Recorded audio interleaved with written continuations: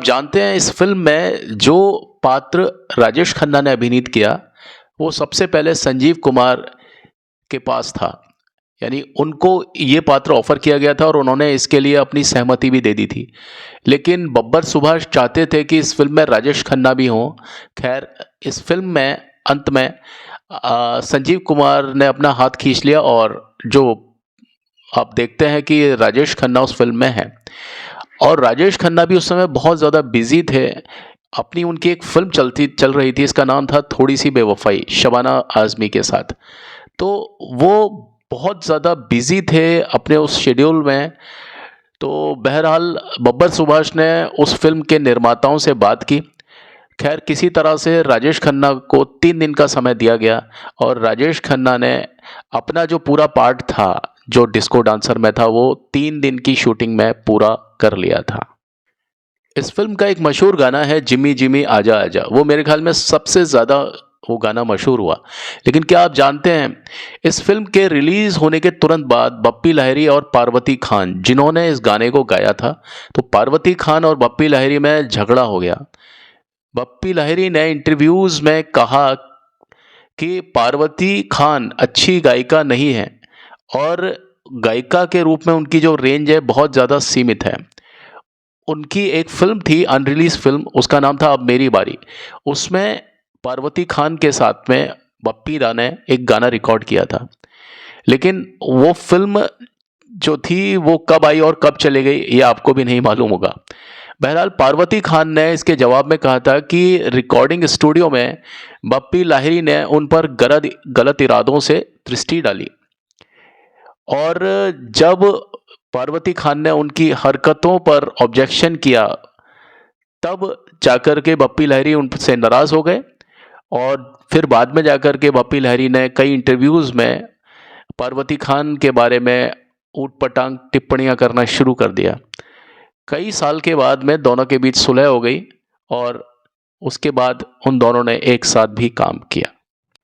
इस फिल्म से ठीक पहले पार्वती खान को फिल्म स्टार जो कि 1982 में रिलीज़ हुई थी, उसमें गानों के लिए यानी जितने भी गाने बाद में नाज़िया हसन से गवाए थे, वो गाने पहले पार्वती खान गाने वाली थी।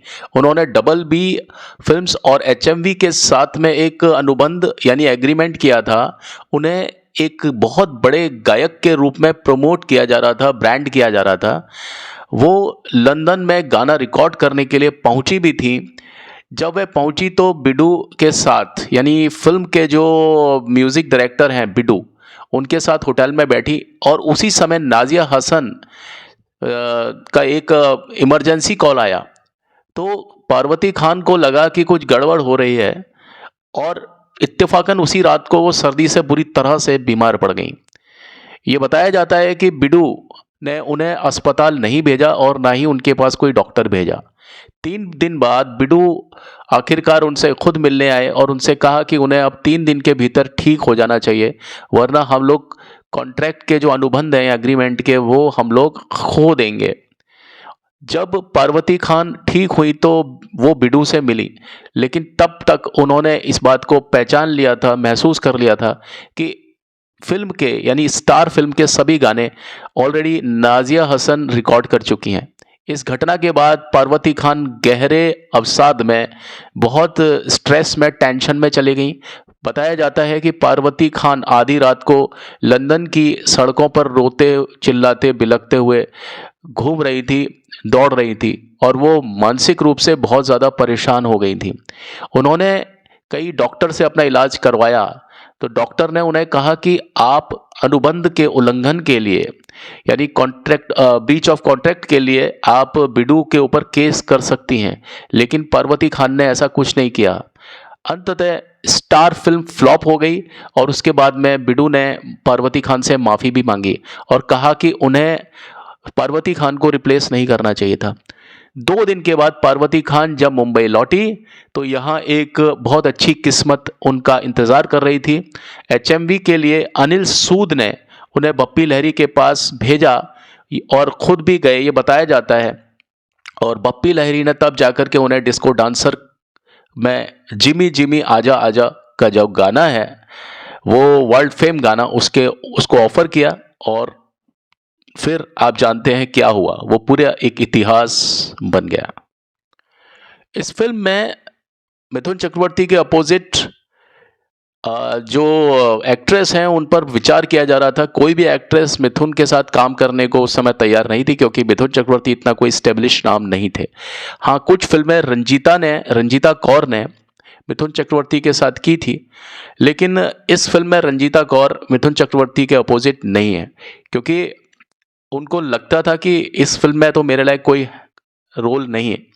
तो बाद में यह फ़िल्म किम के हिस्से में आई, और यहाँ से किम, जो कि सिर्फ कैबरे करती थी उससे पहले, उनकी भी अपनी एक शख्सियत बन गई, और उसके बाद में किम जो है वो लाइमलाइट में एज बीइंग अ हीरोइन आने लगी। क्लाइमैक्स दृश्य में इस फिल्म के, जो कि फिल्माया जा रहा था फिल्मिस्तान स्टूडियो में, वहाँ एक बहुत बड़ा सेट लगाया गया था, जिसमें बहुत सारे जूनियर आर्टिस्ट की आवश्यकता थी। आपने देखा होगा फिल्म में जो गाना चलता है उसमें बहुत सारे जूनियर आर्टिस्ट हैं जो कि भीड़ का हिस्सा हैं और ट्रूप का हिस्सा हैं गाने में। तो पैकअप के बाद सभी जूनियर आर्टिस्ट शाम को अपने अपने पेमेंट को लेने के लिए कतार में खड़े हो जाते थे। यह लाइन स्टूडियो में क्या जो मैदान है, बहुत लंबी वो लाइन दिखती थी। तो प्राण साहब जो एक फिल्म की शूटिंग कर रहे थे, उन्होंने कहा कि इतनी लंबी लाइन उन्होंने ज़िंदगी में इतने बड़े क्राउड के साथ में कभी नहीं, मतलब इतना बड़ा जो हुजूम है प्राण साहब ने कभी भी नहीं देखा था, जो हुजूम डिस्को डांसर के वक्त सभी को दिखाई दिया। इस फिल्म की शूटिंग के दौरान एक लोकेशन है मुंबई में जिसका नाम है मिल्क कॉलोनी। तो मिल्क कॉलोनी में एक जगह मतलब शूट किया जा रहा था, और जो शेड्यूल था सुबह 11 बजे से शुरू हुआ और करीब वो 2 बजे तक, दोपहर 2 बजे तक चला। जब बब्बर सुभाष को असलियत पता चली कि मिथुन चक्रवर्ती जॉन्डिस यानी पीलिया से पीड़ित हैं, उसके बावजूद भी वो शूट कर रहे हैं, और इतनी दमखम वाली फिल्म थी वो, जिसमें मिथुन चक्रवर्ती को अपने एक्शंस करने थे इस फिल्म में। तो बब्बर सुभाष यानी बी सुभाष ने मिथुन से पूछा कि उन्होंने शूटिंग के लिए नहीं आने के का ऑप्शन क्यों नहीं चुना, वो बता देते कि भाई उन्हें जॉन्डिस है। तब मिथुन चक्रवर्ती ने कहा कि बब्बर सुभाष, ये तुम्हारी पहली फिल्म है प्रोड्यूसर के रूप में, और निर्देशन तो तुम पहले भी कर चुके हो, तो मैं नहीं चाहता था कि किसी भी तरह के नुकसान का तुम्हें सामना करना पड़े। और यकीन मानिए वो जो शूट था वो शाम को 6 बजे तक चला, और मिथुन चक्रवर्ती ने सारा काम हंसते हंसाते हुए किया। मिथुन चक्रवर्ती बहुत ज़्यादा मददगार रहे हैं लोगों के लिए, और इस फिल्म का जो मतलब ये फिल्म पॉसिबल नहीं थी बनना अगर मिथुन चक्रवर्ती इसमें, बब्बर सुभाष जो कि इस फिल्म के निर्देशक और निर्माता दोनों थे, अगर उनकी मदद नहीं की होती। होता यूँ था कि जूनियर आर्टिस्ट को प्रतिदिन पेमेंट करना पड़ता था, वो डेली वेजेस के लोग थे जिनको कि रोज़ंदारी देनी पड़ती थी। तो बब्बर सुभाष एक नए नए निर्माता थे, उनके पास इतने पैसे भी नहीं थे। शाम को वो फ़ोन के पास खड़े होकर के किसी के पैसे की व्यवस्था करने में लगे रहते थे, और बहुत ज़्यादा उनके पास में तंगी आ गई थी, बहुत कर्जा वगैरह भी ले लिया था उन्होंने। तो मिथुन चक्रवर्ती ने जब उनको देखा तो उस समय मिथुन दा ने करीब उनको 30-40 हज़ार रुपये दिए थे, और ताकि वो फिल्मों में ये जो रोज़मर्रा में जो उनके जितने भी यूनिट में काम करते हैं उनको पेमेंट दिया जा सके। तो ये फिल्म मिथुन चक्रवर्ती के लिए भी हर तरह से चैलेंजिंग रही, लेकिन मिथुन चक्रवर्ती ने इस फिल्म में अपना पूरा एक दायां हाथ बन करके इस फिल्म को किया, और बब्बर सुभाष के एक भाई की तरह काम किया। आपको मालूम है इस फिल्म का जो गाना था जिमी जिमी आजा आजा, वो पार्वती खान ने गाया था, और उस समय वो एकदम नई थी गाने में, प्लेबैक में। कुछ उससे पहले उन्होंने कुछ पॉप म्यूज़िक में थोड़ा सा लोकल लेवल पर काम किया था, लेकिन फिल्म में ये गाना पहला गाना था पार्वती खान का। तो गाना जब रिकॉर्ड हो गया और बप्पी लहरी को ऐसा लगा कि उसमें वो करेक्ट इमोशन नहीं क्रिएट हो रहे, तो बप्पी लहरी ने महबूब स्टूडियो में जाकर के एक मशीन के साथ, आपने देखा होगा इस गाने में पार्वती खान का डबल वॉइस आ रहा है, कुछ जगह पर डबल वॉइस आ रहा है, वो इसीलिए क्योंकि बप्पी लहरी को लग रहा था कि इमोशंस दब रहे हैं, तो उस इमोशन को थोड़ा सा कैरी फॉरवर्ड, थोड़ा सा लिफ्ट करने के लिए ये एक्सपेरिमेंट किया। जब कहते हैं कि वो गाना रिलीज हुआ तो ये गाना दुनिया भर में सनसनी बन गया। दुनिया भर में मतलब अधिकांश तौर पर ये गाना चाइना में, इज़राइल, यूके में बहुत बड़े एरिया में इस गाने ने धूम मचा दी। और बप्पी दा संगीत के बारे में इस तरह से कितना कुछ जानते थे, ये हमें बताने की ज़रूरत नहीं है। और वो कई यंत्रों के साथ में म्यूज़िक दे सकते थे। पियानो के एक्सपर्ट हैं बप्पी लहरी साहब, आपकी जानकारी के लिए बता दूं।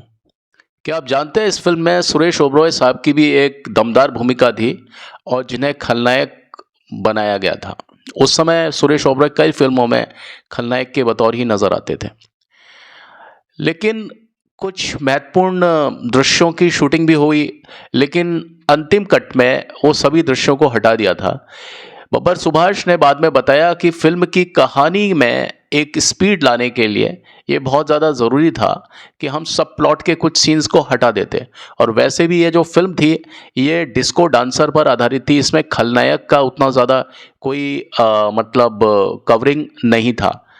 तो इसलिए सुरेश ओबरॉय को इस फिल्म से काम मिलने के बावजूद भी सुरेश ओबरॉय इस फिल्म का हिस्सा नहीं रहे। लेकिन उसके बावजूद भी सुरेश ओबरॉय के प्रदर्शन को सभी लोगों ने सराहा था। ये उस समय की फिल्म मैगजीन में इस बात को छापा गया था। इस फिल्म का म्यूजिक न केवल भारत में बल्कि इंटरनेशनल लेवल पर एक बहुत बड़ा हिट हो गया था। ख़ास तौर पर रशिया और चाइना जैसे देशों में डिस्को डांसर का जो म्यूज़िक है वो लोगों के दिलों में अपनी जगह बना लिया था उसने। और कई सालों बाद तक भी इस संगीत के माध्यम से, इस गाने के माध्यम से लोग बाग इंडिया को पहचानते हैं। और आप ये समझें कि मिथुन चक्रवर्ती को रूस में एक सुपरस्टार का दर्जा मिला हुआ है, वो इस फिल्म से और ख़ास तौर पर इस गाने से। और वहाँ पर उन्हें कोई मिथुन चक्रवर्ती के नाम से नहीं जानता, सभी लोग उन्हें जिमी के नाम से, आज भी इसी नाम से उनको पुकारते हैं। फिल्म के लिए डांस डायरेक्शन जो काम था वो बहुत ज़्यादा चुनौती भरा था, बहुत ज़्यादा कठिनाइयाँ थी उसमें, क्योंकि ये अपने ही तरह का एक डांस था। आपने देखा होगा इससे पहले इस तरह का डांस ना तो कभी आया था, ना उसके बाद कभी किसी भी स्टार ने इस तरह से कोई डांस नहीं किया था। तो मिथुन चक्रवर्ती ने खुद को डिस्को डांस की शैली में ढालने के लिए काफ़ी समय तक अभ्यास किया। हालांकि यह स्टाइल भारतीय सिनेमा में बिल्कुल नहीं थी, लेकिन जिस तरह से मिथुन चक्रवर्ती ने इस स्टाइल को खुद में एब्जॉर्ब किया, आत्मसात किया, उनके अनूठे अंदाज और समर्पण ने इस शैली को सदा सदा के लिए जीवंत कर दिया। इसके बाद बी सुभाष और बप्पी लहरी के बीच एक विशेष मित्रता स्थापित हो गई, जिसने इस फिल्म की सफलता को शिखर पर पहुंचाया। और इसके बाद में भी कई फिल्में आई, जैसे कसम पैदा करने वाले की,